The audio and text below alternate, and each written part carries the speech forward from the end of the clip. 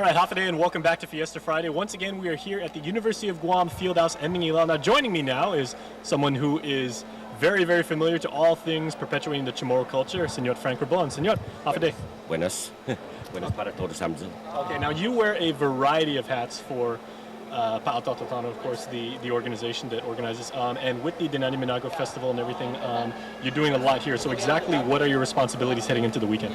My responsibilities is to logistically put together the Dinana Minagof, which basically puts our people, the houses that are here in Guam and our neighboring islands of Rototinian and Saipan, as well as California, to come in.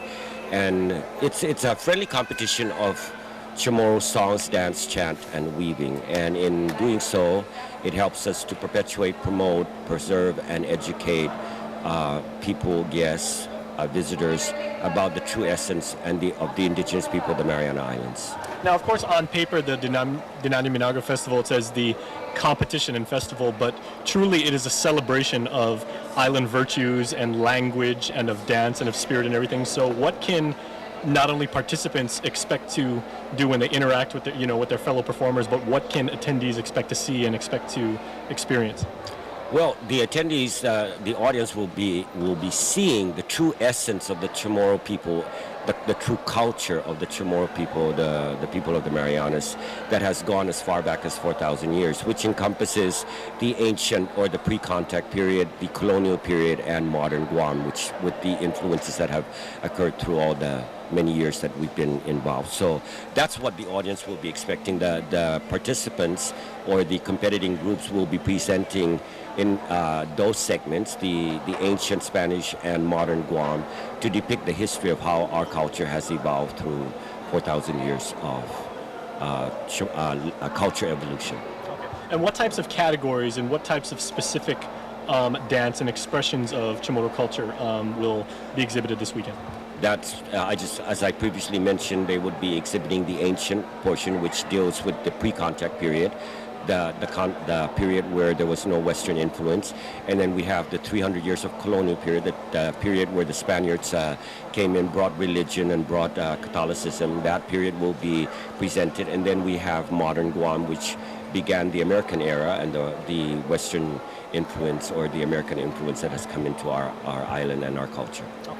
And now, of course, this is the 9th festival in competition. So over the years, how has the festival not only grown in terms of size and scope, but how much more competitive has it been, and like in terms of participation and everything like that? How has the event itself grown over the years? Well, it has grown tremendously. We started in 2002, and we started at Gefpago in Alahan, the small historical village down south. And then we initiated it at Guam Reef Hotel. We outgrew Guam Reef Hotel after 2 years. Then we went to Mercy Heights, and we outgrew Mercy Heights. The capacity of Mercy Heights was 300 people, the audience, and now we're at the Fieldhouse. This is our second year at the Fieldhouse. As far as the participants, they come from the northern islands of Rototinian and Saipan. Sometimes our California groups of Long Beach and San Diego come in to participate, depending on their financial support. And then the Guam houses, which comprises of about 10 houses that exist on Guam, will come together and compete.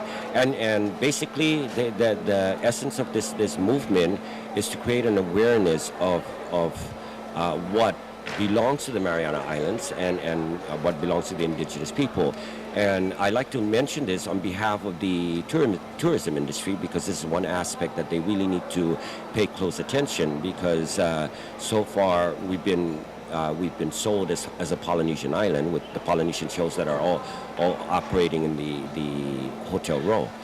The only hotel that perpetuates Chamorro culture is Sheraton Hotel, but everywhere else is all Polynesia, and they can't say anymore that it doesn't exist. If you come this weekend, you're going to see just the magnitude of how it's grown and why and how large it exists, so that the industry cannot no longer say that Chamorro culture does not exist. All right, well, Senor Rabon, obviously it looks to be a very impressive setup, and I know it's going to be a very good festival, so congratulations and Sujos Masi for your time. And please do take the time to what you call that, how would you say that, showcase the kids. The kids here are our future, and they're the ones that hold the key to the longevity of the Chamorro people and our culture. So they're the ones doing the hard work. So please showcase showcase them as much as you can. I don't need to be interviewed anymore. I think I've done too much of that already. I want them to be interviewed. All right, well, on that segue, we're going to go to a commercial break, but when we come back, much more from the Dinana Minagof, the 9th Festival of Chamorro Culture and the dance competition and festival, when KUAM News Extra continues right here on Fiesta Friday.